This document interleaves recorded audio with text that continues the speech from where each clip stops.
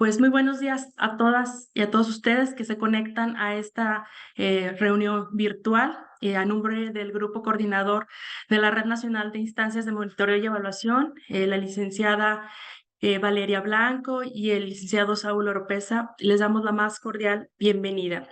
Y bueno, el día de hoy tenemos el gusto de que nos acompañe la doctora Araceli Damián, que nos estará presentando esta presentación de dos modelos de la medición de la pobreza en México.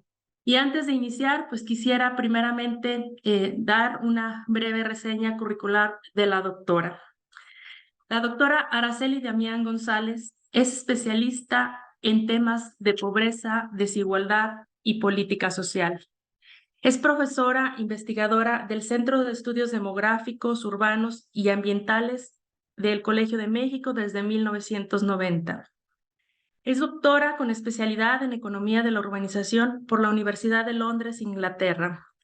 Es miembro también del Sistema Nacional de Investigadores Nivel 3 y de la Red Mexicana de Investigación en Política Social, y por supuesto también es colaboradora del portal informativo Aristegui Noticias.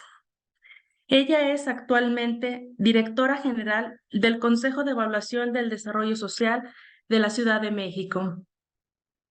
También se ha desempeñado como diputada federal del Distrito 20 de Iztapalapa en la 63ª legislatura y ha sido presidenta de la Comisión de Seguridad Social de la Cámara de Diputados. Ha sido profesora visitante en la Escuela de Estudios de Medio Ambiente y Desarrollo en la Universidad de Manchester y en la Escuela de la Política de la Universidad de Bristol, Inglaterra.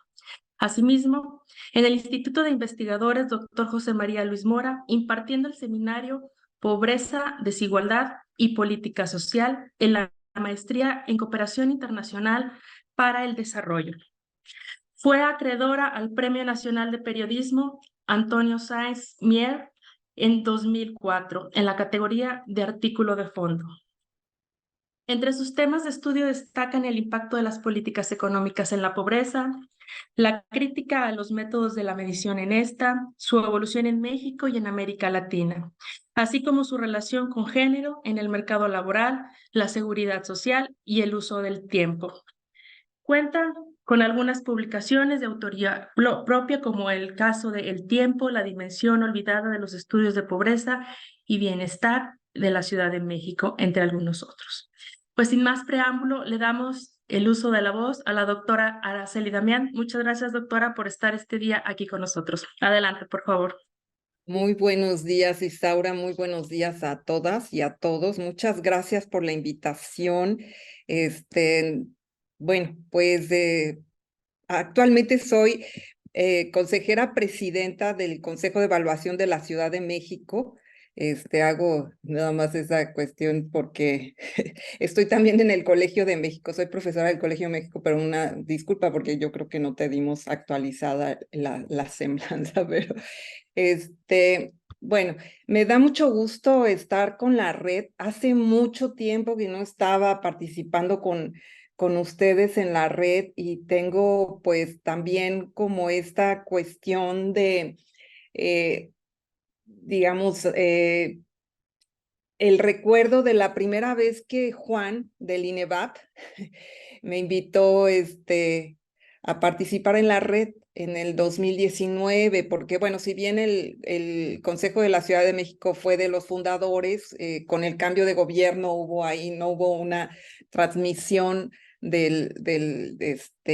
digamos, del conocimiento de que formábamos parte de esta red, y ahí pues me invitaron a participar en una de sus reuniones, en la del 2019, y ahí presenté algunas de las ideas que están aquí, pero pues ya eso fue en el 2019, ha habido distintos cambios de gobierno, ha habido también modificaciones en el método que nosotros utilizamos en el Consejo de Evaluación de la Ciudad de México, y entonces, bueno, pues me da mucho gusto otra vez estar y compartir con ustedes, porque siempre nos ayuda el compartir y reflexionar con ustedes. El Consejo de Evaluación de la Ciudad de México se convirtió en un órgano autónomo, también como lo es el de Durango. Somos los únicos, me parece, órganos autónomos de evaluación en el país. Digamos, yo cuando entré en el 2018, a finales de 2018, pues por nombramiento de la jefa de gobierno, y actualmente, pues como consejera presidenta, este proceso se lleva a cabo por parte del Congreso de la ciudad. Entonces, digamos, ya hay, somos, digamos, como la Fiscalía, como la Comisión de Derechos Humanos, o sea, tenemos una dinámica que depende más de los nombramientos en el Congreso más que del Ejecutivo. Entonces ya hay una mayor distancia en términos de lo que es la evaluación.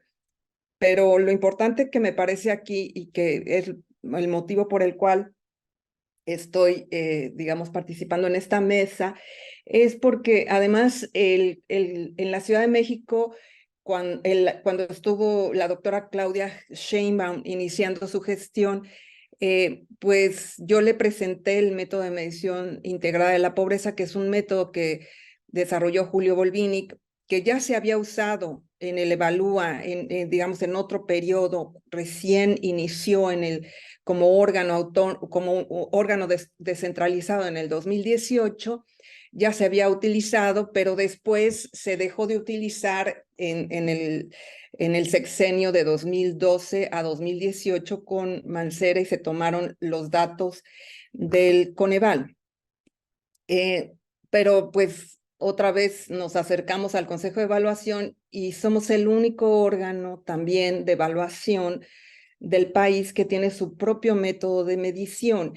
Y en realidad fue también por una decisión en ese momento de quien empezaba la gestión en la Ciudad de México, porque el método de medición del Consejo de Evaluación, como ustedes verán, subestima enormemente la pobreza en distintas dimensiones, por un lado, la pobreza multidimensional por el otro, y eso, digamos, como órganos de evaluación, la relevancia que tiene un método de medición es que a final de cuentas, más que saber si se entregaron las despensas o si se entregaron los techos de lámina o si se entregaron o sea, digamos, es un poco la lógica que nos ha metido Hacienda y el presupuesto y una serie de cosas, evaluar ese tipo de cosas. Evaluar la pobreza se vuelve fundamental, evaluar el bienestar de las personas se vuelve fundamental y va más allá del solo evaluar los programas y la política social, que me parece que es muy importante, ¿no? Que además nosotros ahora tenemos también la cuestión de que tenemos que evaluar la política económica, medio ambiente, una serie de cosas. Pero esto es únicamente en términos de medición de la pobreza. Y bueno, después de esta breve introducción, pues yo les pido, por favor, que si tienen alguna duda, pues lo vayan escribiendo en el chat. Yo con mucho gusto, en algún momento, pues si me avisan por WhatsApp o por alguna otra cosa, pues yo creo que podríamos ir despejando dudas conforme vaya yo avanzando. Muchas gracias, Rosaura, por la presentación y por la invitación de nuevo. Y entonces, pues ahora sí me lanzo al contenido. Pues básicamente vamos a hacer, digamos, una breve explicación de las primeras diferencias, perdón, ahí dice metodológicos, son metodológicas, una revisión de la pobreza multidimensional y sus distintos componentes. Vamos a hablar de algunas medidas agregadas de pobreza que, digamos, son distintas a las que maneja también Coneval y que nos ayuda a la planeación del presupuesto, y finalmente una visión de conjunto. A ver, bueno, Coneval utiliza, digamos, empezando en su método de medición de la pobreza, dos dimensiones. Una que le llama, pues bueno, la de ingreso, que es la de línea de bienestar, y la otra es carencias sociales. Quiero digamos, también hacer como una breve, compartir con ustedes, o sea, digamos, quienes inventaron este método de medición de la pobreza, algunos de ellos ya habían participado en el 2000, entre el 2000 y 2006, con la elaboración del método oficial de pobreza que Vicente Fox en su momento presentó, y fue la primera vez que tuvimos un método oficial de pobreza. Varios de los consejeros que han estado en el Coneval formaron parte de ese, digamos, ese primer proyecto de medición de pobreza. Cuando ellos midieron la pobreza por primera vez, conocían el método de medición multidimensional todos ellos.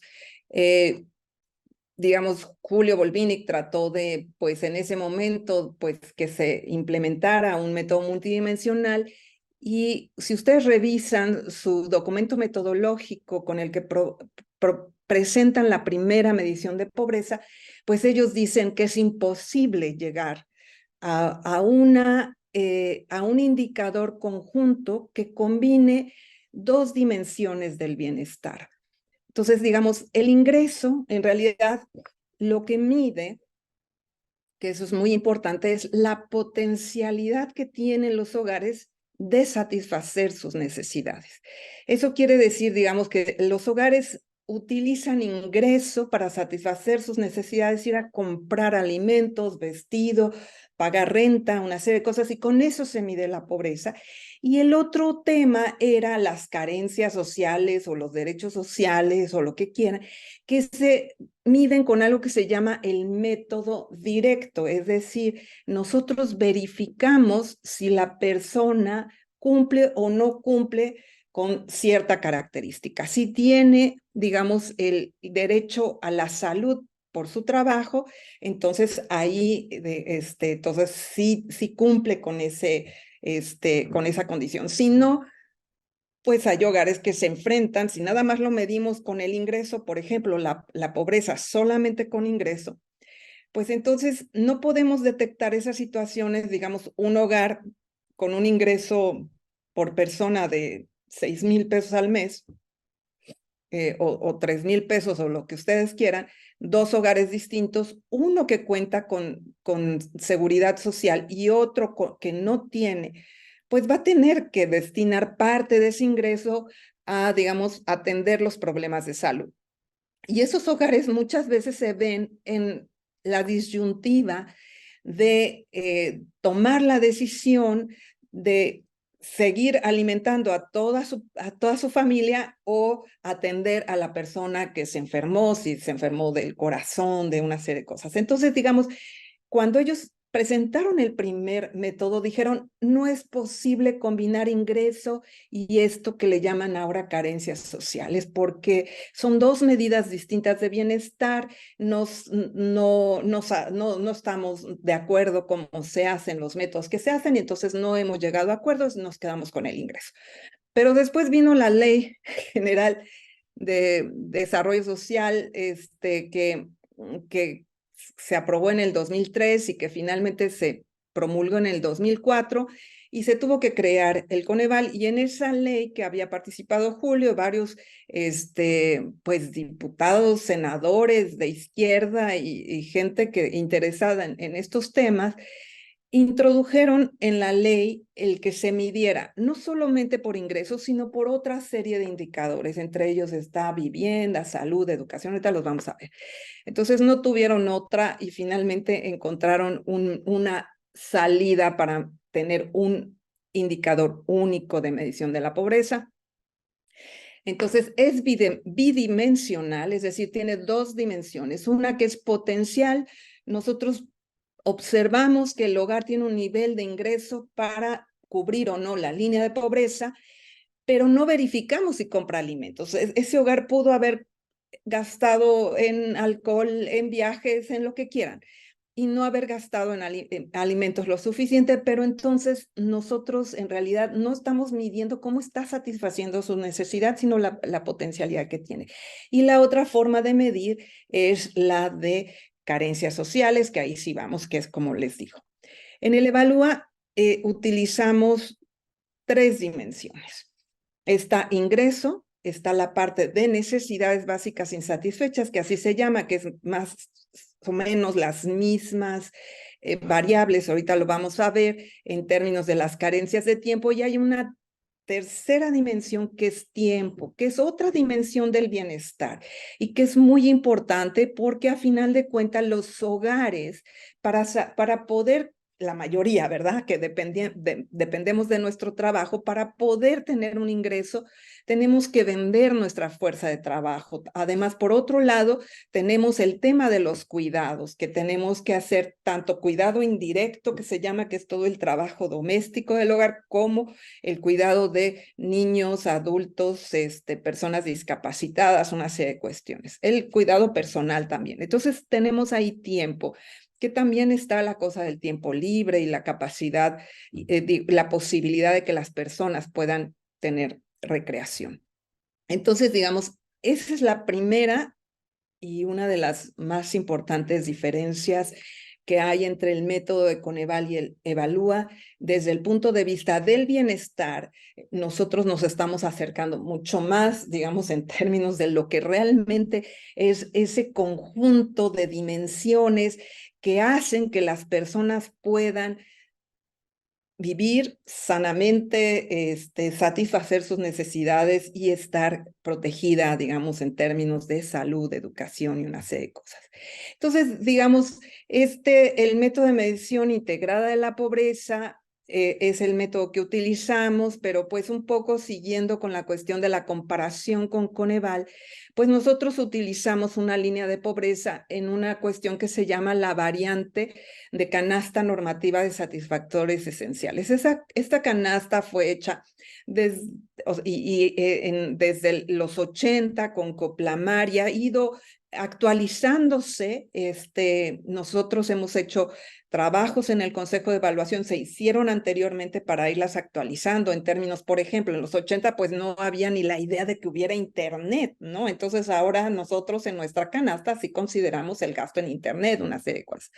Después, lo que está en verde son dimensiones que el Coneval no utiliza, no mide. Entonces, digamos, coincidimos en el tema de seguridad social en términos de que medimos esa dimensión: salud, vivienda, educación, adecuación energética, servicios sanitarios, que ellos le llaman servicios de la vivienda. Nosotros además tenemos bienes durables y telecomunicaciones, es decir, si las personas tienen celular, una serie de cosas. Y el Coneval mide adicionalmente algo que se llama la carencia alimentaria, pero la mide 2 veces y además no coincide. La mide de dos maneras, porque por un lado está la línea de pobreza, de bienestar mínimo, ¿no? Que la verdad es bastante oscura. Digo, ahí está explicada la metodología, pero es bastante oscura cómo llegaron a ella. Pero además son alimentos crudos, ¿no? Mide si la población tiene un ingreso suficiente para tener obtener esa canasta, que después se llama, pues, de bienestar mínimo. Y además tiene la carencia alimentaria, que la mide con esos indicadores: si en los últimos 3 meses algún niño dejó de comer lo suficiente, si no compraron los alimentos o tenía miedo de no poderlos comprar, una serie de indicadores ahí que hace. Entonces está duplicada en realidad la carencia alimentaria. Y nosotros, a diferencia de lo que hace el Coneval, o sea, el Coneval con salud y seguridad social, lo que hace, perdón, pero es que está mi perrito aquí tratando de salir. Lo que hace el Coneval con salud y seguridad social es que solamente verifica directamente si uno está afiliado a la seguridad social o a los servicios de salud, una serie de cosas. En cambio, nosotros en el Consejo de Evaluaciones, que cuando no están afiliados, verificamos además si tienen el ingreso suficiente para adquirir esos servicios. Entonces, digamos, son indicadores en realidad combinados, en el sentido de que se verifica tanto directamente por necesidades básicas como por ingreso. Y finalmente, lo que yo les decía del tiempo, que se mide con relación a la disponibilidad de tiempo libre declarado por las personas. Se ponen ciertas normas en tiempo, como el que no haya, digamos, personas que trabajen más de 48 horas. Cuando ya trabajan más de 48 horas hay un exceso de tiempo de trabajo, y se refiere tanto al remunerado como al no remunerado. O sea, está ahí también la cuestión de cuidados, es la misma regla, 48 horas por persona.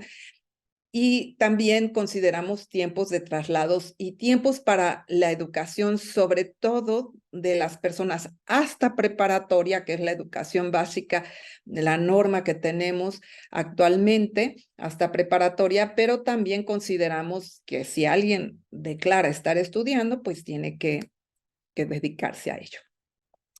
Y bueno, la primera es decirles, bueno, pues eso nos lleva así estas grandes dimensiones, aunque parece, digamos, solamente el tiempo es lo que cambiaría, pero vamos a ver que no, hay muchas otras cosas que cambian.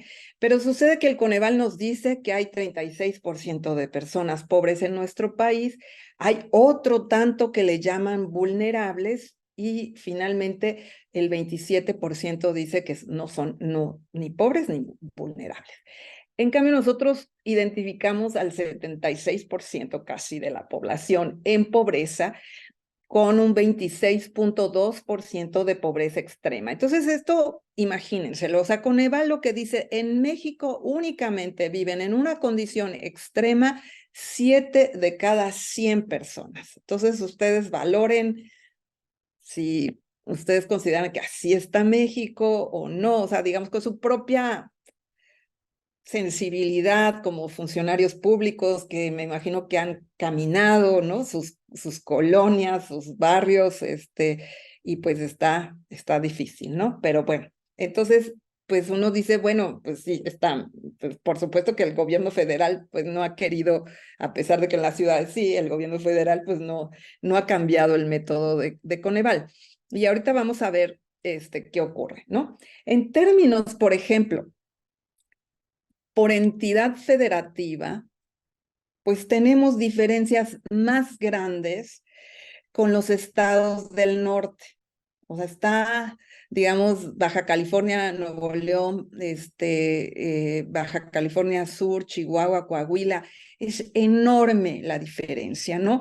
Acá nos acercamos un poco más, pero de todas maneras son bastantes puntos porcentuales. Acá están Guerrero, Oaxaca, Chiapas. Más o menos tenemos una ordenación similar, pero como ven, hay ciertos saltos que están aquí. Y a final de cuentas, uno diría, bueno, pues es que sí, nos conviene que Colima solamente se reconozca 20% de pobres. Pues perdónenme, pero si solo se reconocen 20% de pobres, es lo que les van a dar en su presupuesto.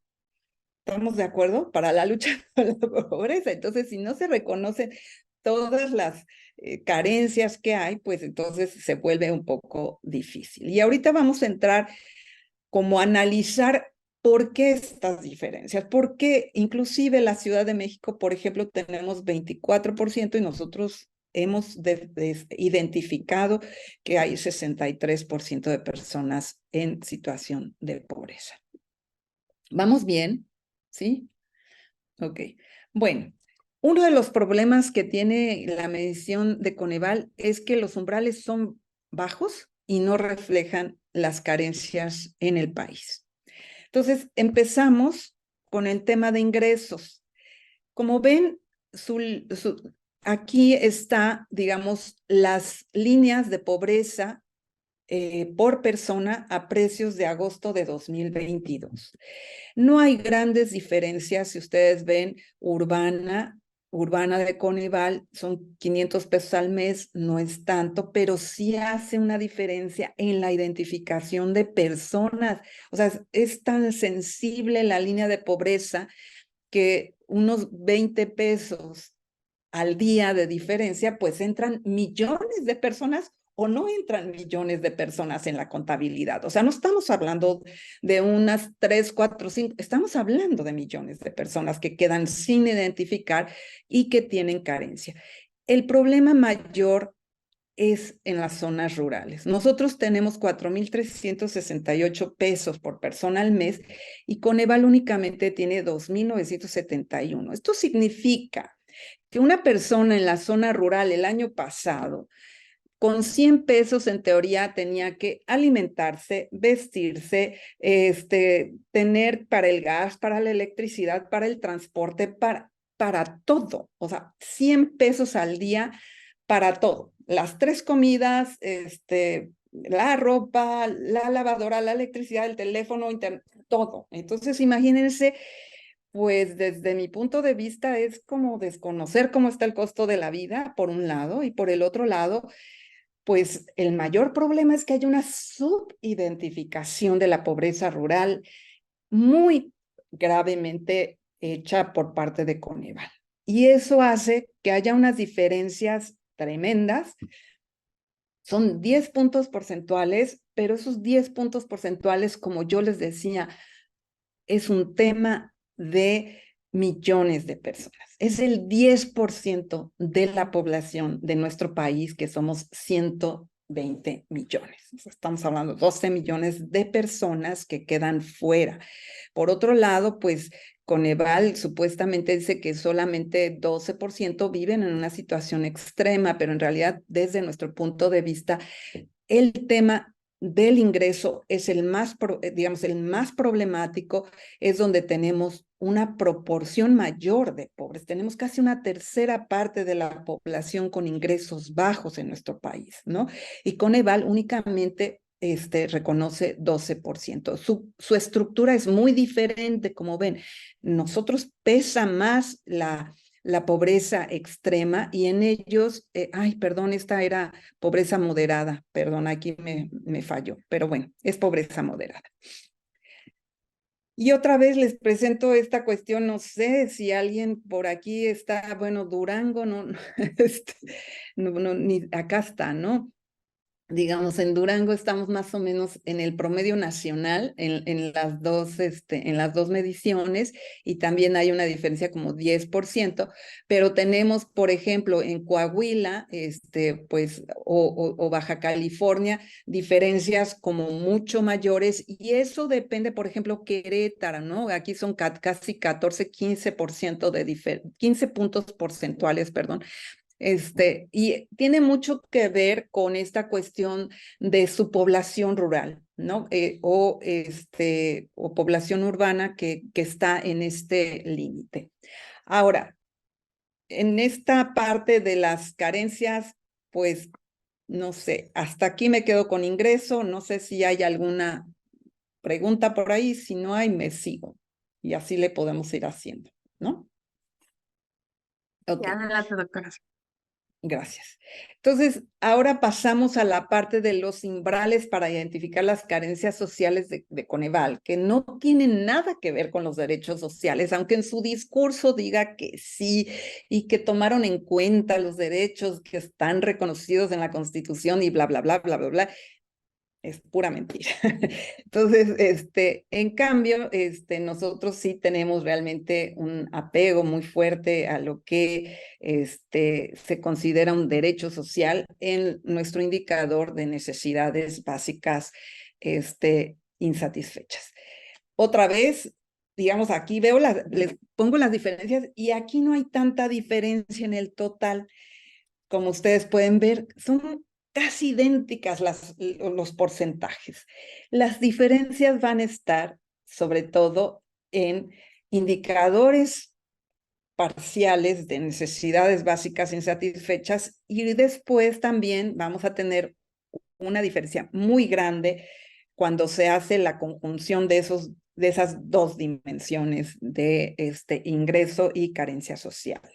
Pero de todas maneras, nosotros sí tenemos, digamos, un poco más de personas en pobreza extrema que Coneval. Y aquí está, ¿no? Hay diferencias entre nosotros, por ejemplo, nosotros identificamos menos pobreza en Michoacán que Coneval tiene mayor pobreza, mientras, por ejemplo, Baja California estamos totalmente, Baja California Sur al revés, aquí son 8 puntos porcentuales, donde más nos parecemos es donde hay mayor pobreza en términos de Chiapas, de Guerrero, o sea, en esas partes pues también. Entonces imagínense, Coneval está reconociendo que hay ese nivel de pobreza en las entidades federativas, pero en realidad al ratito vamos a ver cómo está, bueno, ya lo habíamos visto, pero vamos a repetir de cómo está la cuestión de la pobreza total en estas entidades. Bueno, quiero empezar con vivienda. Digamos, aquí vienen las diferencias. El Coneval, por ejemplo, considera satisfactorio que las personas tengan su vivienda con cemento. Ahora, quiero trasladarlos a lo que estamos hablando. Ahorita el material de techos puede ser lámina metálica o de asbesto, aunque ellos no lo pongan en sus indicadores de bienestar o como que la metálica solamente la consideran como adecuada, es metálica o más, ¿no? Pero yo pongo aquí de asbesto porque si bien Coneval hizo que se creara el módulo especial para medir su método de medición de pobreza, ha cambiado preguntas, ha introducido miles de preguntas, lo que no ha hecho es separar en el cuestionario del ENIC la cuestión de lámina metálica y de asbesto. No le ha pedido al INEGI que lo separe. ¿Y qué pasa? Pues que el asbesto, las personas tienen problemas respiratorios y lo tenemos comprobado con trabajos, acabamos de hacer una evaluación de vivienda en la Ciudad de México. Las personas que viven en viviendas con lámina de asbesto tienen mayor problemas respiratorios que en el resto de las personas. La lámina metálica, si no está bien adecuada, digamos, aislada, se vuelve un horno o se vuelve un congelador, dependiendo en la zona que se está viviendo. Pero la ENIC no lo capta. Y el otro tema es hacinamiento, que es 2.5 personas por cuarto. Entonces aquí yo los ubico en esta cuestión de un hogar que tiene una vivienda de 2 cuartos, uno de ellos es la cocina, el otro es la sala comedor, son 5 personas. Para Coneval no aparecen, no entran, digamos, en la carencia, no son personas hacinadas según sus mediciones, ¿no? Entonces, yo lo que quiero que se ubiquen es que estos umbrales de pobreza, en realidad, lo que marcan es quien ya tiene satisfecha la necesidad. O sea, no estamos identificando a los pobres, sino estamos identificando a partir de dónde se miden a los pobres. Los que están por debajo de esto son los pobres. Entonces, digamos, los únicos que van a aparecer con carencia en el tema de vivienda para Coneval son las personas que tienen piso de tierra, nada más. Son las únicas que van. ¿Quiénes son los únicos que van a aparecer como carentes? Son los que tienen palma, pues materiales, bueno, digamos que son muy frágiles, ahorita se me fue la palabra, perdón. Entonces, nosotros precisamente hacemos otra cosa. Para nosotros sí es importante que las personas vivan con viviendas que al menos tengan un recubrimiento, porque estamos pensando en cómo se vive de manera ya superada la pobreza. O sea, para una persona pobre, pues sí nos parecería como lógico por su falta de ingresos que viva en una casa cuyo piso sea de cemento, pero una persona no pobre que vive en una casa gris, porque esta es una casa gris, porque es muros, no importa acabados, o sea, es totalmente gris y así nada. Eso es lo que Coneval considera como no pobres. Acá, digamos, nosotros no pobres, pues madera, mosaico u otro, materiales en techo, está teja, losa. Hacinamiento es 2 personas por dormitorio, o sea que las personas puedan tener una habitación, 2 personas, 2 adultos, 2 niños.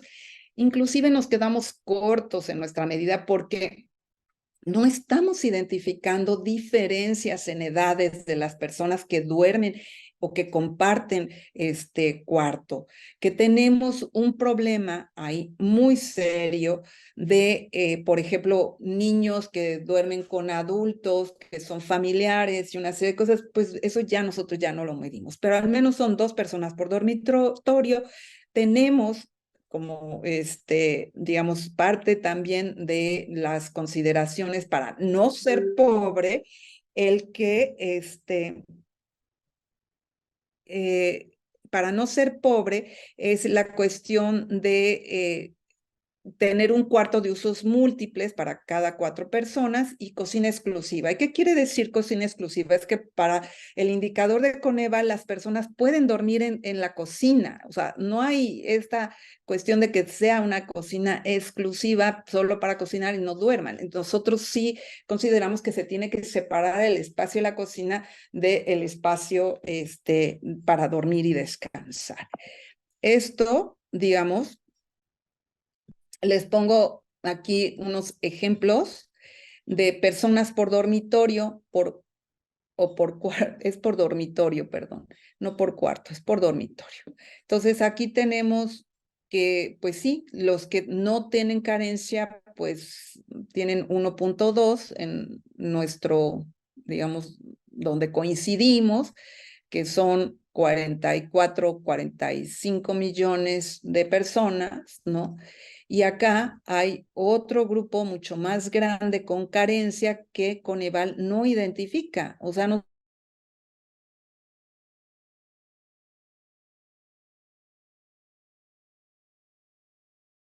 11.5 millones con carencia en vivienda y nosotros estamos identificando 84 millones de personas con carencia con estas, digamos, normas que están hechas para que, pues, para identificar a quien vive bien y separarla de quien vive mal.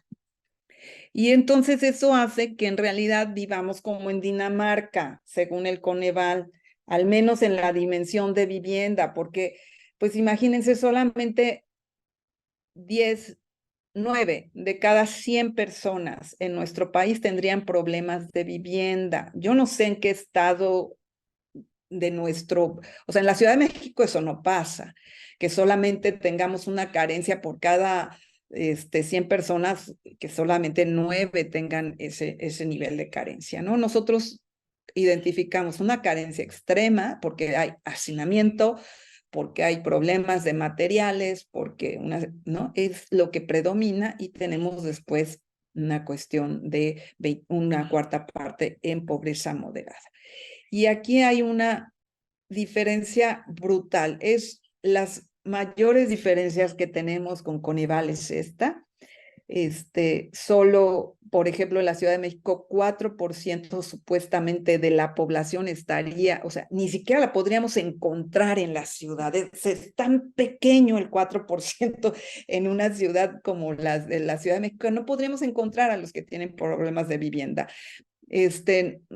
Yo no sé, pero no se justificaría un programa de vivienda en Nuevo León porque ya no tienen carencia de vivienda. Es 3.2. ¿Qué programa? O sea, entonces sí, hagamos programas asistencialistas.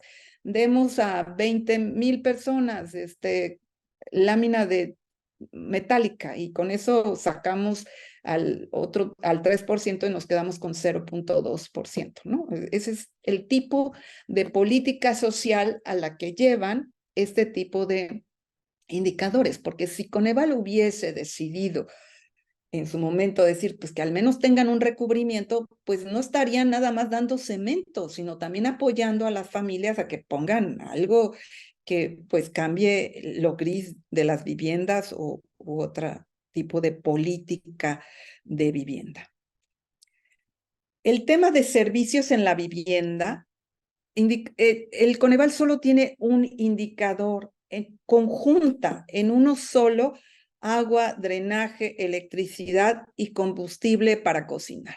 Lo que ocurre con este indicador es que como conjunta en uno solo todos, y son tan bajitos los umbrales, que entonces no sabemos si el problema es por agua, no sabemos si el problema es por drenaje, no sabemos, es simple y sencillamente que algo le pasa a ese hogar. Nosotros tenemos 4 indicadores, uno donde vemos agua, excusados a las personas, baños, si tienen baños, si lo comparten, etcétera, etcétera, drenajes, si están conectados, si al baño le pueden echar agua directamente o lo tienen que echar con cubeta, una serie de cosas así como muy, pues de habitabilidad, decente, ¿no? La otra cosa es que no solamente, o sea, Coneval nada más ve si tienen electricidad o no, y como saben ustedes, bueno, después de Otis ya la conexión a electricidad bajó en este país, pero estamos casi al 100% de conexión de electricidad, entonces pues no hay nadie que tenga, pero nosotros tenemos, por ejemplo, un indicador de número de focos por cuarto de 1.25, porque hay cuartos, nos hemos encontrado que hay viviendas que no tienen focos en sus cuartos o que tienen uno solo en lugares en donde por las características de la habitación que se tiene requieren más de un foco. Entonces tenemos una norma de 1.25 y la otra es que, por ejemplo, Coneval tiene esta cuestión de leña para cocinar en términos de que lo pueden usar en una de esas, ¿cómo se llama? Ay, ahorita se me fue su nombre, pero cocinas estas de barro con chimenea. Nosotros, pues no, ay, perdón, hacemos la cuestión de con gas o con electricidad, que como lo adecuado. Telecomunicaciones que no lo tiene Coneval, ese no lo considera, que es importante que las personas en esta sociedad estén comunicadas, que tengan internet, que puedan hablar por teléfono, si no, pues están realmente aisladas. Y el otro son bienes durables, que lo pongo aquí como servicios a la vivienda, que no es tanto servicios a la vivienda, pero que sí es parte de la vivienda. Y es importante en términos también asociado al trabajo doméstico. O sea, tener lavadora y no tener lavadora, por ejemplo, hace una diferencia fundamental, licuadora, una serie de cosas. Entonces, tenemos este tipo de indicadores. Entonces, aquí les pongo un ejemplo de cómo es que llega Coneval al tema de falta de agua o la carencia del derecho al agua en nuestro país, que pues es realmente ridículo. Coneval dice que es suficiente con que tengan agua entubada fuera de la vivienda, pero dentro del terreno, o que cuenta la vivienda con un sistema de captación de agua de lluvia. O sea, es suficiente con que tengan agua cuando llueve. Cuando hay secas, pues a ver cómo le hacen, porque si es lo único con lo que cuentan, pues le tienen que aguantar hasta la época de secas y que les aguante su captador de agua toda la vida. O sea, tienen satisfecha esa necesidad. Nosotros tenemos agua entubada dentro de la vivienda y con abastecimiento diario. Entonces, ¿qué es lo que pasa? Aquí está, mire, las personas con carencia es porcentaje de personas con carencia. Para Coneval, supuestamente, únicamente en el país hay 7.1% de personas con carencia porque acarrean, usan pipa o bien lo traen de un río o una cosa así. 7.1% de todo nuestro país, cuando sabemos que hay una cantidad de problemas de agua en el país que no lo podemos como, bueno, sobre todo las entidades del norte, pues saben lo que es la carencia, ¿no? Más que las del sur, aunque también mucha gente en el sur tiene muchos problemas de agua y en el centro. Para nosotros también quedan como carentes las personas que tienen el agua entubada fuera de su vivienda, aunque esté dentro del terreno, por varias razones. Una, porque tenerla fuera implica que la gente tiene que tener tambos, se ensucia el agua, hay trabajo doméstico, tienen que calentar en unas como cubetas el agua, o sea, es muy problemático para la habitabilidad, la limpieza, el trabajo doméstico de un hogar.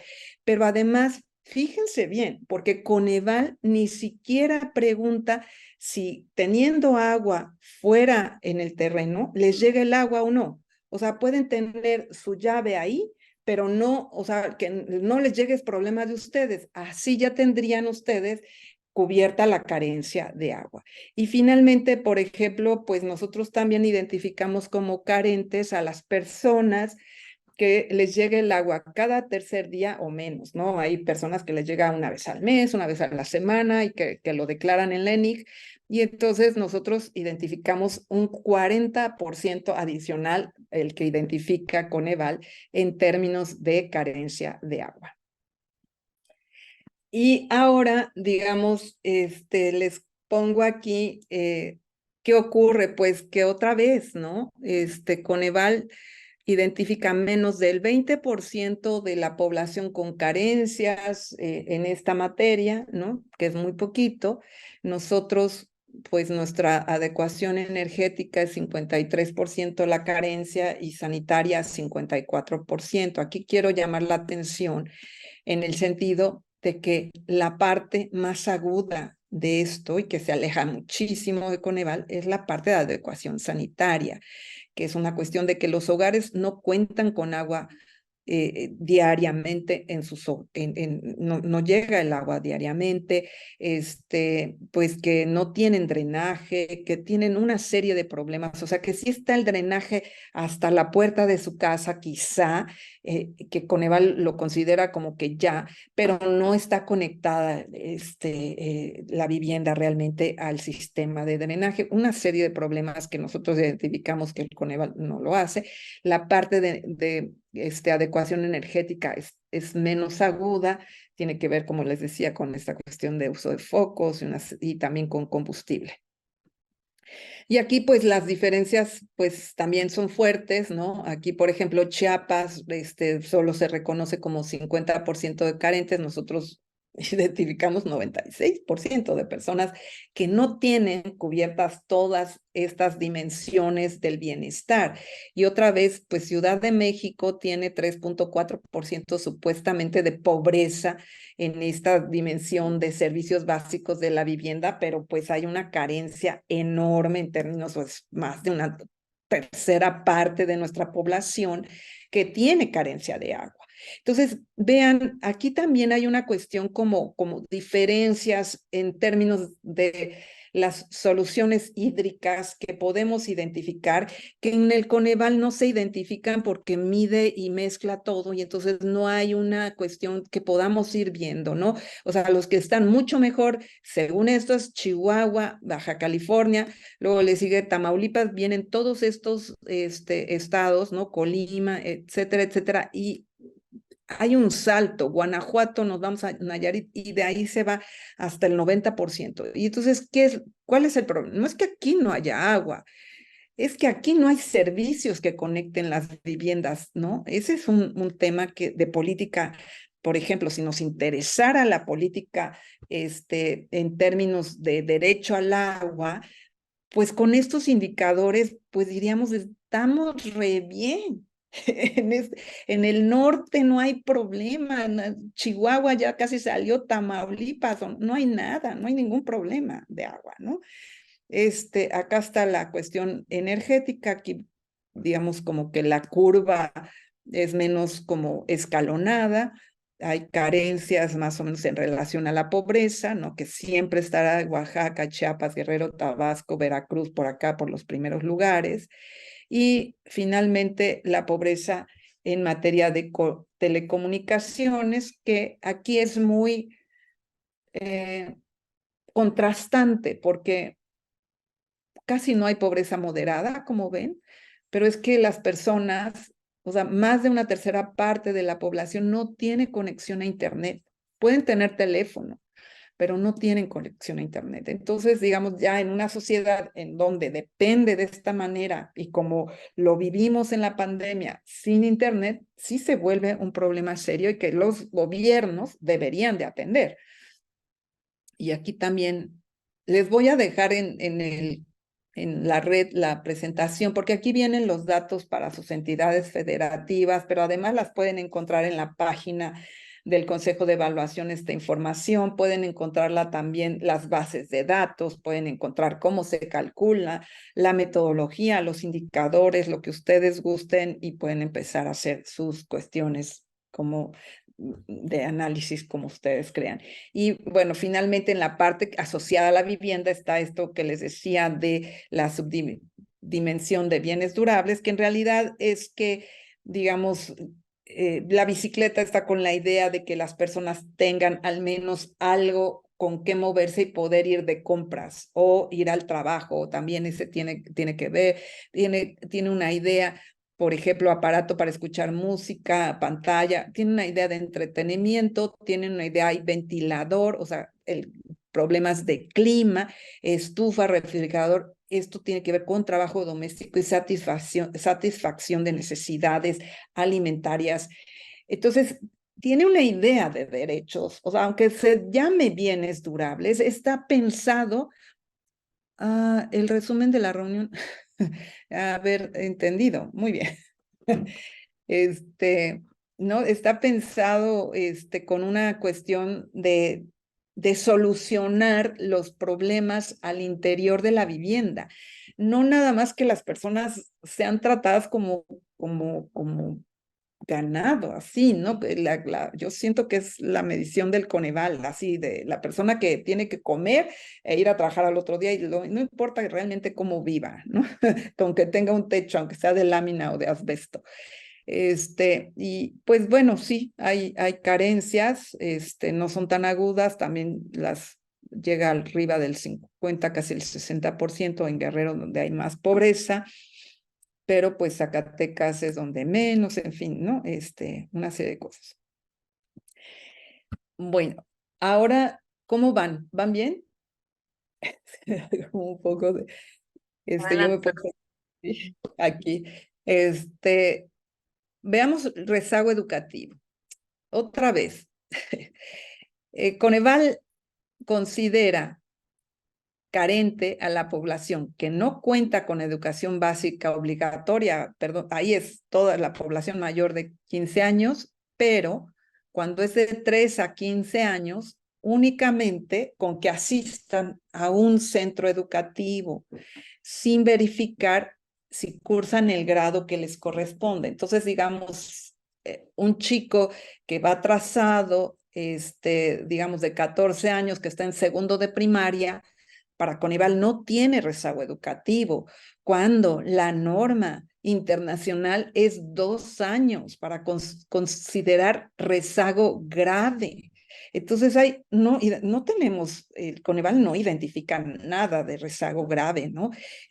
Por un lado. Por el otro lado, está la cuestión de que Coneval dijo, cuando hizo bueno, no Coneval, porque Coneval es una institución, los consejeros que estaban en ese momento en el Coneval tomaron la decisión dizque porque la educación era un derecho, pues que entonces, de acuerdo a ese derecho, iban a determinar cuál era la norma aplicable en materia educativa para considerar a la persona cubierta en materia de educación básica. Entonces, digamos, la secundaria en la Constitución entró como educación obligatoria en 1982. Antes de ese año, solamente estaba la primaria.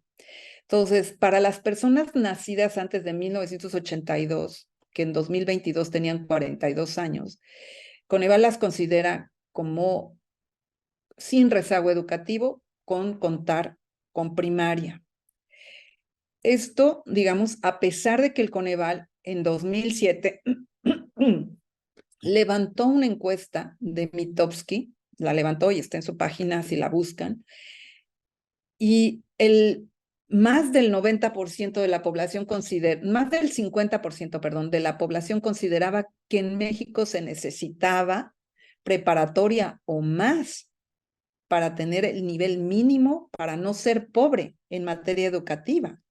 Entonces, digamos, no respetó la cuestión de la opinión de la población en 2007, que ya más del 50% consideraba que era lo mínimo que uno podía tener para no ser pobre, era preparatoria, y no, o sea, para cualquier persona mayor de 18 años o más, era preparatoria. Esa era la opinión de la población.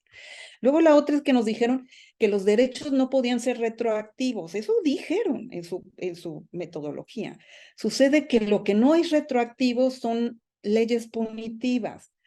Si un asesino lo juzgaron con 20 años, por decir algo, porque estaba una ley determinada, y en el transcurso de estar cumpliendo esos 20 años se cambia la ley y ahora tendría que estar 30 años en la cárcel, a ese que lo juzgaron con 20 años de cárcel no lo pueden volver a juzgar y ampliarle al nuevo umbral. Pero en los derechos es al revés. Todo lo que te beneficia es tu derecho. Entonces, todas estas personas, estamos ahí, personas como yo, seguramente varios de ustedes nacieron antes de 1982, a lo mejor algunos no, pero dependiendo del año que nacieron, entonces Coneval les cuenta nada más primaria, luego de los de 42 a los 30 y algo, secundaria, y luego así, ¿no? Ya llegaron a la preparatoria. Nosotros verificamos de los 4 a los 18 años asistencia al nivel y grado que corresponde a la edad, pero dando un año de gracia. O sea, digamos, precisamente como es rezago grave 2 años, entonces, digamos, si un niño tiene 3 años y no asiste a la escuela todavía, consideramos que todavía está a tiempo y entonces solo, o sea, todavía no tendría que haber terminado su primer año de educación preescolar. Por eso es que nada más está asistencia a la escuela. Pero digamos, un chico de 7 años que está en sexto año de primaria no es preocupante, pero sí uno de 8. ¿No? Ahí ya, ese chico ya lo identificamos con rezago educativo. Y el tema de la educación, el nivel educativo, pues sí consideramos cómo estaban las condiciones educativas hace 80 años casi. Bueno, pues la gente no estudiaba más que primaria, entonces por eso, digamos, también asociamos un poco la fecha de nacimiento a primaria, pero estamos hablando de más de 30 años de diferencia, o sea, aquí, digamos, ya los de 73 años que no tienen secundaria, para nosotros sí tienen rezago educativo. Bueno, entonces, ya. Y bueno, por supuesto que hay diferencias, ¿no? 37.4 contra 19.4. Aquí también, como podemos ver, la pobreza moderada en educación es la que prevalece. Y como ven aquí, no podemos saber qué tan agudo, qué tan grave. Aquí nada más es una cosa de carencia. Qué tan mal está la gente, no podemos saber, como la mayoría de los indicadores de Coneval. Entonces aquí otra vez hay pues un rezago en la identificación. Por ejemplo, en Ciudad de México tenemos entre una cuarta y una quinta parte de la población en esas condiciones, y Coneval únicamente reconoce 10%, Guanajuato, ¿no? Están casi en el 50% y Coneval dice que 22%, entonces, pues sí, son historias distintas. Y bueno, ¿cómo voy, en tiempo? Perdón.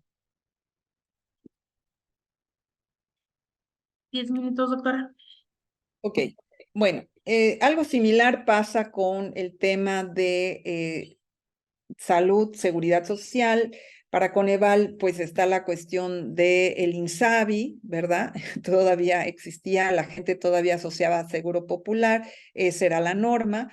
Nosotros consideramos satisfacción parcial el Seguro Popular, el INSABI, el IMSS Prospera y Bienestar. La norma la llevamos aquí al IMSS, ISSSTE o al ISFAM, o bien un ingreso para pagar el seguro familiar del IMSS, que es bastante accesible, que muchos hogares la pueden pagar, y que, digamos, ese es el error que hace Coneval, ¿no? Por ejemplo, si Slim no está inscrito en el Seguro Popular ni en el INSABI, si Azcárraga Gallín tampoco, si no tienen IMSS, si no tienen ISSSTE, no tienen SBAM, pues para el Coneval los pone acá con carencia. O sea, hay gente, o sea, el 10% de los más ricos que no están inscritos en ninguna institución de seguridad social, les quedan como carentes a Coneval. Nosotros no hacemos eso, nosotros verificamos el ingreso, si pueden pagar. Una vez que ya verificamos si pudieron pagar la línea de pobreza, lo que les sobra, vemos si podrían pagar alguno, sobre todo el seguro familiar en el IMSS, ya me voy a pasar las de los estados, y el seguro voluntario también del IMSS, que ya es una opción en México. O sea, la gente ya se puede, aunque paga la parte de la cuota del patrón, pero pasaría lo mismo, ¿no? Aquí seguramente están, y entonces por eso es que Coneval le sale la mayor carencia en seguridad social, porque no verifica si las personas pueden pagar con sus propios recursos este tipo de seguros. Y entonces, en términos de bienestar, es incorrecto que considere, por ejemplo, que Slim, cuando ya ahorita de viejito, no tiene cómo vivir. Por supuesto que tiene cómo vivir, ¿no? Entonces no tendría por qué estar aquí. Y bueno, ahí está, digamos, nosotros identificamos menos carencia que Coneval por eso, y está la pobreza de tiempo. Como ven aquí es más de una tercera parte de la población en pobreza de tiempo, aunque son 2/3 partes los que viven en esa situación. Y bueno, creo que no me va a dar mucho tiempo más para hablar de las medidas agregadas, pero finalmente quiero hablar sobre el problema de identificación de los pobres de Coneval. Como ustedes pueden ver, aquí tengo dos subconjuntos. Uno que son los vulnerables, que tienen con una o más carencias, que es el 65.7% de la población de nuestro país. Y por el otro lado está la población con ingreso inferior a la línea de bienestar, que es 43.5%, que es este otro circulito. Pero para Coneval, para ser pobre, tiene que estar de los dos lados. Tiene que tener al menos una carencia social y tiene que tener ingreso bajo. Entonces, por eso, aunque reconoce que 2/3 partes de las personas en nuestro país tiene esas carencias minimalistas que mide 66% y 44% no le alcanza para comer, solamente reconoce 36%. ¿Y cuál es el problema aquí? ¿Qué pasa con este 7% que ya les dije es un problema de números? Son millones de personas. Esta persona puede ser un adulto mayor que tenga vivienda, que tenga primaria, que esté inscrito en el Seguro Popular, que reciba la pensión de adulto mayor y que no le alcance para su familia, que no tenga para comer. Pues ese señor lo sentimos, pero el Coneval no lo reconoce como pobre. Le dice, discúlpeme, señor, usted viejito, ya sé que usted no puede comer, pero fíjese que no le falta nada más en la parte de carencias sociales y por tanto usted no es pobre, solamente es vulnerable. Entonces no entra. Y pasa al revés. ¿Qué pasa en Tijuana? Pues que en Tijuana y en todo el norte, en Tamaulipas, acabo de ir, ganan en dólares prácticamente. O sea, tienen un ingreso promedio muy alto, pero a lo mejor viven en una casa de lámina.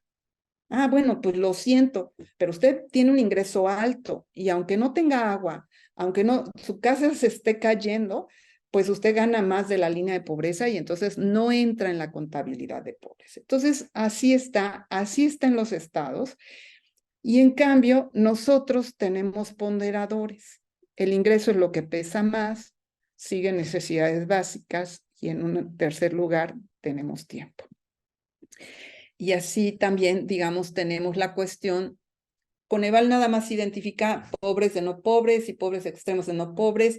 y en algunas en carencias sociales no se mide la profundidad de la pobreza, digamos, el que no le llega el agua en un mes está igual de carente, digamos, no.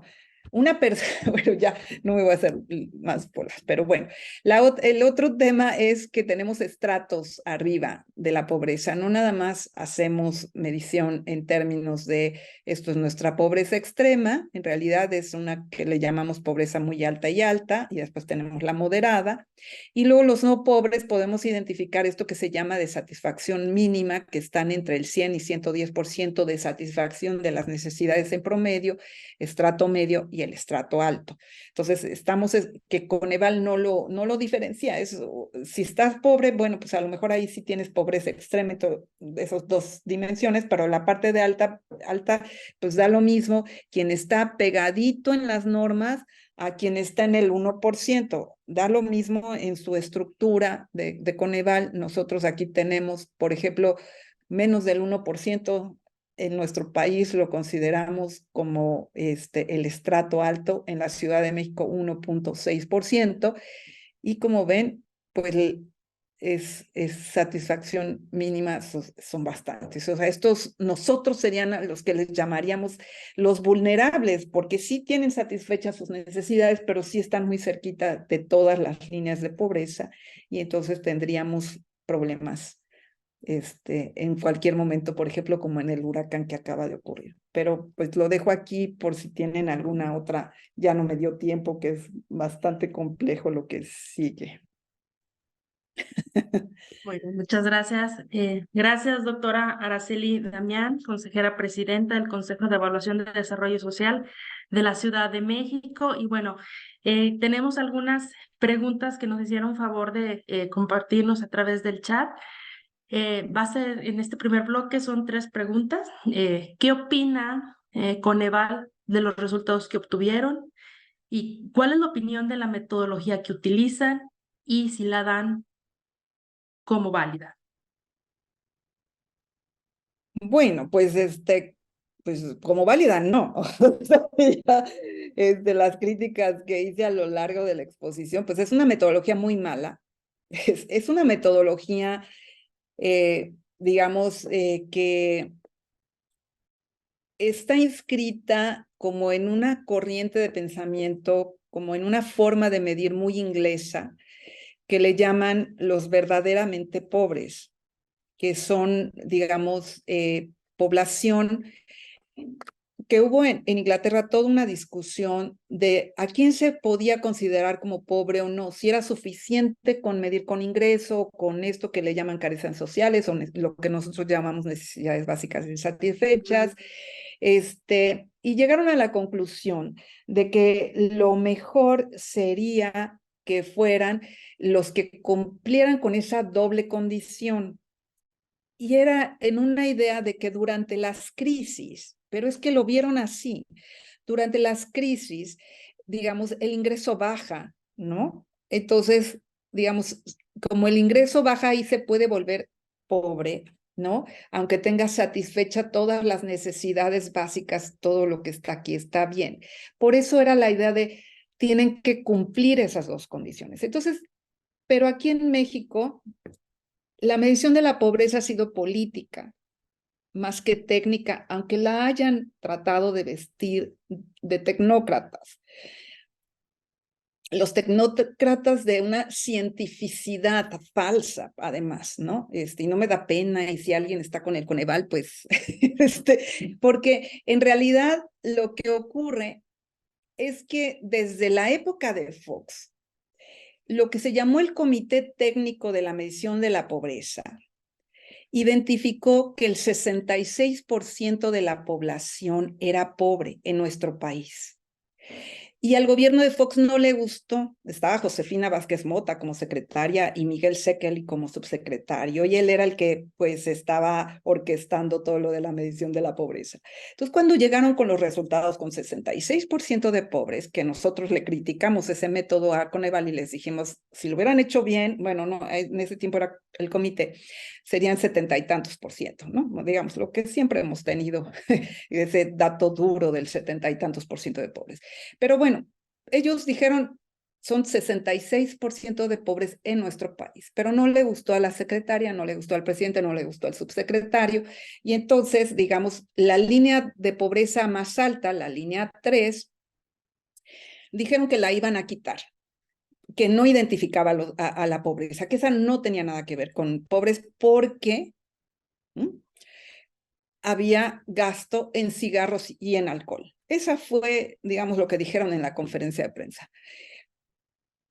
Pero también había gasto en refrigerador, en papel de baño, en toallas sanitarias, para lavarse las manos. O sea, había cuestiones básicas que los hogares requieren para satisfacer sus necesidades que lo quitaron. Entonces dijeron del 66% al 50%. Ahí se volvió una decisión política, no técnica. Lo técnico decía 66%. ¿Qué pasa? Que los obligan a medir, en lugar de solo con ingreso, que era lo que ellos querían, porque según ellos es lo único que se aproxima al bienestar, a la utilidad, a las preferencias, en fin, todo ese discurso, pasaron del ingreso a multidimensional, los obligaron por ley. Entonces, eso de que presumen de que el Coneval es el primero en hacerlo, pues fue porque se los obligó la ley, o sea, francamente, no porque ellos quisieran. Pero entonces ya había un dato duro de pobreza que venía con la anterior, que era entre 45 y 50% de pobres. Entonces, cuando pasamos de medir unidimensionalmente la pobreza con ingreso a bidimensionalmente, ¿sí? Lo que hicieron fue buscarle y buscarle y buscarle para que con más indicadores saliera menos pobreza. Entonces yo hice el análisis cuando hizo el cambio el Coneval, y de un plumazo sacaron de la pobreza, y sí fue de un plumazo, como 2 o 3 millones de personas. Entonces, cuando vieron qué hacemos con la pobreza multidimensional, pues por eso son los umbrales tan bajos, son tan bajos porque le buscaron para que la pobreza se ajustara a lo que ya venían reconociendo. Porque imagínense si reconocieran otra vez con lo que yo les acabo de compartir, Seguro Popular, Insabi, pisos de cemento, les sale 66% de personas con carencia. Si reconocieran eso, otra vez volverían a decir que 2/3 de la población sería pobre, pero no. Entonces dijeron no. Hicieron de tal manera, por eso fue, y esa fue una idea que les dio Gordon, que es Dave Gordon, y que después hay un oficio que yo publiqué, que conseguí por transparencia, de Sabina Alquire y Foster, les dice al Coneval cómo lo tienen que hacer y que utilicen esa cuestión de los verdaderamente pobres para identificar esa pobreza. Eso se volvió ese tema. Entonces, es un método, y ya voy al grano de la pregunta, es un método muy susceptible a cambios, a ligeros cambios en los indicadores. Entonces, por ejemplo, en el 2016 le subió la pobreza a Peña Nieto, ¿no? Y le subió la pobreza en indicadores como salud, educación, varias cosas, ¿no? Aparte de ingresos. Entonces, ¿qué fue lo que hicieron para el 2018? Pues repartir certificados de educación, de reinscribir a los jóvenes, a los del Seguro Popular, a todo el mundo, les empezaron a dar certificados y certificados. Entonces, bajó, o sea, había mucha gente con primaria que de repente de un año a otro en la ENIT tuvo primaria porque los estados se la pasaron repartiendo digamos, certificados de primaria, aunque la gente no hubiera cursado, era como promoción, así, ¿no? Si ya sabes leer y escribir, te podemos garantizar tu certificado. Entonces salió el certificado. Y entonces ahora, efectivamente, el gobierno, con todo y ese minimalismo, no había pasado desde el 2018 hasta este momento una baja tan fuerte de la pobreza. Hablan de alrededor de 5 millones de personas que salieron de la pobreza. Y casi todo es porque aumentó el ingreso de las personas más pobres. Y eso sí, hubo dos factores importantes. Uno, la política salarial y laboral que ha tenido el gobierno federal. El aumento al salario mínimo sí benefició a mucha gente que tenía un ingreso muy bajito, pero como su línea de pobreza es muy bajita, pues les ayuda mucho. La otra es que han reducido mucho el outsourcing, que también eso mejora la cuestión de los ingresos de los hogares. Y finalmente está el tema de que durante la pandemia los ingresos de las zonas rurales no se cayeron. Seguimos demandando alimentos. Y además entró el programa de Sembrando Vidas. Entró, o sea, la crisis que se vivió en las ciudades no se vivió en el campo. Esa crisis no fue del campo, fue de las ciudades, fue de la actividad terciaria, ahí estuvo la crisis. Entonces, pues sí les bajó, pero eso no quiere decir que hayan salido de la pobreza, porque no estaba bien identificada la pobreza. O sea, sigue siendo personas carentes, pero tienen menos carencias ahora, es menos profunda. Ya me fui muy largo, pero es un poco como compartir. Muy bien, muchas gracias, doctora. Tenemos otras preguntas más. Hacemos un combo de tres preguntas que son de la misma persona. Dice así, dado que hay más desagregación en los indicadores que usan en comparación con Coneval, si hay representatividad, precisión estadística para cada indicador y entidad federativa. Otra es, ¿se ha realizado un acercamiento con el gobierno federal, Coneval, INEGI, para actualizar el marco normativo o metodológico? Y si hay mediciones internacionales similares a las aplicadas en México. Gracias. Bueno, pues las precisiones estadísticas sí las publicamos, están en la página del Evalúa, el Consejo de Evaluación de la Ciudad de México, pero creo que por entidad federativa no lo hacemos, sino son los indicadores como para la Ciudad de México y a nivel nacional, pero eso, digamos, es muy fácil de sacarlo, pero sí tienen representatividad la mayor parte, porque de hecho, digamos, a lo mejor donde se dificulta es cuando queremos hacer mediciones dentro de la entidad federativa ya desagregadas ahí por ciertos grupos poblacionales, ahí sí ya no se puede, ¿no? Lo tienen que tener cuidado en hacer eso, o por tamaños de localidad. Digamos, eso es lo que hay que cuidar. Pero sí tiene ahí las precisiones estadísticas, y de la mayoría de los indicadores, entonces no hay problema con ese tema de la representación. La otra me dijiste de si hay otras internacionalmente, pues no tan completas como las nuestras, pero como les digo, es que lo que ha dominado, además como que ha dominado la discusión internacional es el tema de los verdaderamente pobres. Entonces se han ido por ahí, ¿no? De que sean estas dos dimensiones, por un lado. Por otro lado, bueno, pues siempre es, digamos, los gobiernos nunca van a aceptar este tipo de cuestiones. Hay otros investigadores, por ejemplo, Peter Townsend, que pues él ya falleció, pero que hizo algo muy parecido con lo nuestro. De hecho, él fue el inventor del método de medición de pobreza relativa de la Unión Europea y que utiliza la OCDE. Y ya muy cerca de su muerte, en algún momento dijo que se había equivocado, porque, por ejemplo, pues es digamos, es una línea de pobreza relativa que dice las personas son pobres siempre y cuando el ingreso sea menor a la media, o sea, que esté por debajo de la media del ingreso, entonces, del ingreso promedio de los europeos, por decir algo, de cualquier país, de Inglaterra o de España, lo que sea, pero dice, pero ¿por qué 50%? Podía haber dicho 80%, podía haber dicho, es absurdo, o sea, esos métodos relativos no sirven, minimalistas tampoco. También está otro autor que se llama Bradshaw. Ese hace líneas de pobreza muy similares. Él intentó también en Gran Bretaña empujar para que se midiera mejor la pobreza, y ha habido varios intentos. En Estados Unidos se hace cada 5 años una revisión del método de medición, que lo cambian poco y casi siempre es para abajo. También el Banco Mundial hace lo mismo.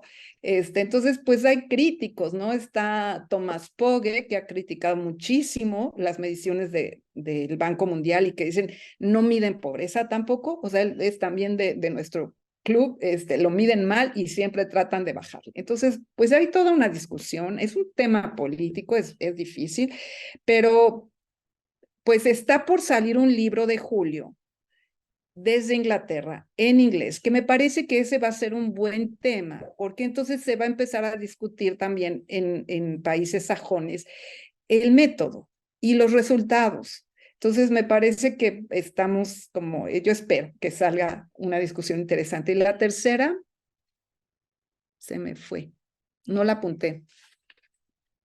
Básicamente decía que sí hay, vamos, acercamiento con el gobierno federal, con Gobierno federal. INEGI, con EVAL, por supuesto. Bueno, INEGI no tiene nada que ver con la medición de la pobreza, excepto la última vez, porque se acuerdan que hubo un cambio bueno, a lo mejor los que acaban de entrar no están muy enterados, pero en 2016 el INEGI cambió, precisamente porque se le subió la pobreza, cambiaron la metodología para ver si encontraban más ingreso, y encontraron más ingreso en los hogares a través de su nueva metodología. Entonces el Coneval se negó, en esa ocasión se portó bien el Coneval, se negó a medir la pobreza directamente con la ENIG, porque no era comparable 2014-2016. Entonces lo que hizo el INEGI, llegó a un acuerdo con Coneval e hicieron un módulo de ingreso, que es con el que se mide la pobreza, con el que se midió la pobreza Coneval en 2016, así se midió en 2018, así se mide en 2020, pero en 2022 el INEGI ya no hizo el modelo. Entonces, en 2022 está medida directamente con la encuesta.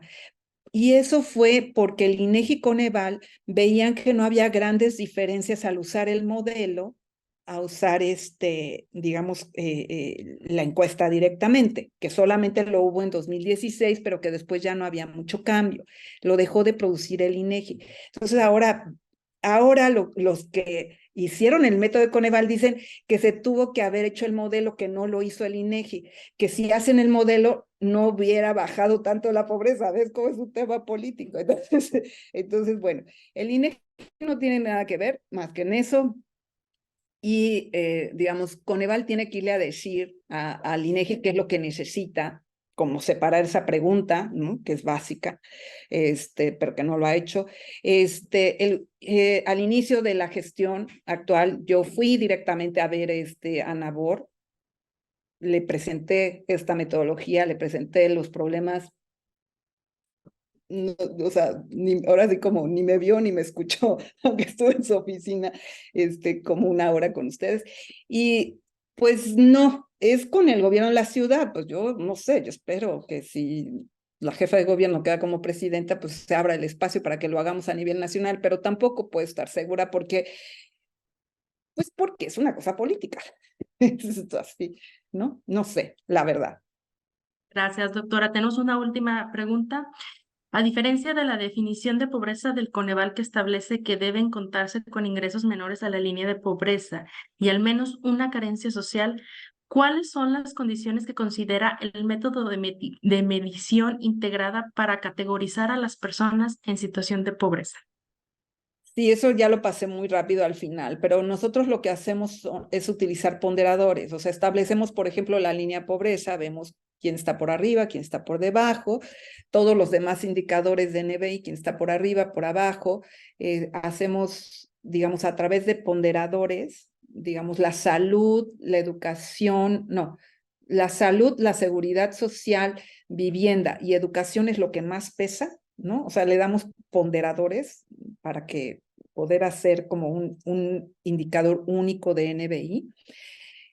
Y tiempo también, digamos, medimos quién tiene tiempo libre, quién no tiene tiempo libre, y eso también, digamos, lo convertimos como, hacemos una conversión de los resultados a indicadores que van de 0 a 2, 1, la norma. O sea, es un procedimiento que ya no me dio tiempo explicar, pero digamos, al final para conjuntar las tres dimensiones, como yo les decía, lo que más pesa es ingreso, 40% es, sí, 40%. Luego, necesidades básicas tiene un ponderador de 33% y tiempo tiene un ponderador de 27%. Hemos hecho ejercicios para ver si cambian esos ponderadores, qué tanto cambia la pobreza. Esos ponderadores están hechos con base como en un ejercicio que se hizo hace algunos años sobre el valor en la economía de, digamos, de la parte de ingreso y de la parte de necesidades básicas, y es más o menos, lo seguimos conservando, pero hemos hecho ejercicios, y en realidad la clave, y también lo hemos hecho con EVAL, la clave está en los umbrales. Los umbrales de satisfacción son lo más relevante en este caso. O sea, si tienes una línea de pobreza muy bajita, pues vas a encontrar muy poca gente, así le des el mayor peso, ¿no?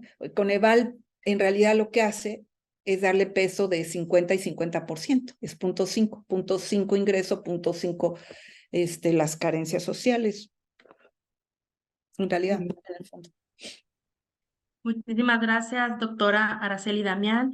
No hay más preguntas ahorita. Bueno, aquí acaba de llegar una. Si tienen considerar actualizar la medición y las ponderaciones mencionadas, actualizarlas, bueno, porque Nosotros acabamos de actualizar la metodología, de hecho, ¿no? Los cambios más importantes están, por ejemplo, en la línea de pobreza, que antes no considerábamos los municipios fríos. Ese es otro tema, que tendría, ese está pendiente. O sea, el norte del país, nosotros tenemos una línea de pobreza que es diferente para los municipios fríos, independientemente de dónde están, porque por ejemplo en la Ciudad de México hay municipios fríos que necesitan calefacción, que gastan más dinero en algunos meses de luz, por ejemplo, ¿no? Tenemos entonces varias líneas de pobreza según si son fríos o calientes, o templados, más bien, ¿no? Es diferente el gasto de luz, las líneas de pobreza. Está también el indicador de tiempo, lo cambiamos radicalmente. O sea, acabamos de hacer una modificación importante, pero lo cierto es que si bien nosotros tenemos esa línea de pobreza diferente, es distinta marginalmente. O sea, digamos, no como realmente son las diferencias en el costo de vida en el país. En el norte, de hecho, el salario mínimo es muchísimo más alto que en el resto del país. Y así está, digamos, así gasta la gente, pero los estamos midiendo con la misma línea de pobreza, y con EVAL es una sola para todo el país, ¿no? Bueno, urbana, rural.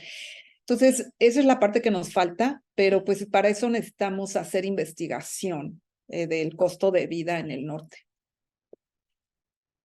muy bien, pues muchísimas gracias a la doctora Araceli Damián por esta presentación, que la verdad es de los temas más importantes que existen y que realmente es un tema muy sensible que a todos nos compete, a todos nos preocupa, y por supuesto que todos de alguna manera en nuestras labores, en el quehacer de evaluación y de monitoreo, pues por supuesto tiene mucho que ver, sobre todo para la evaluación de los programas.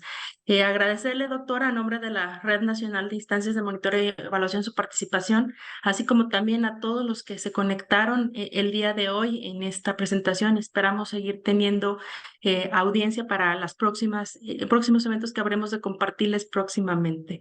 Y pues sin más, doctora, agradecerle nuevamente y despedimos esta transmisión. Muchísimas gracias a todos, muy buen lunes y gran inicio de semana para todos. Hasta luego. Gracias, Laura, por la invitación. Gracias. Gracias, doctora.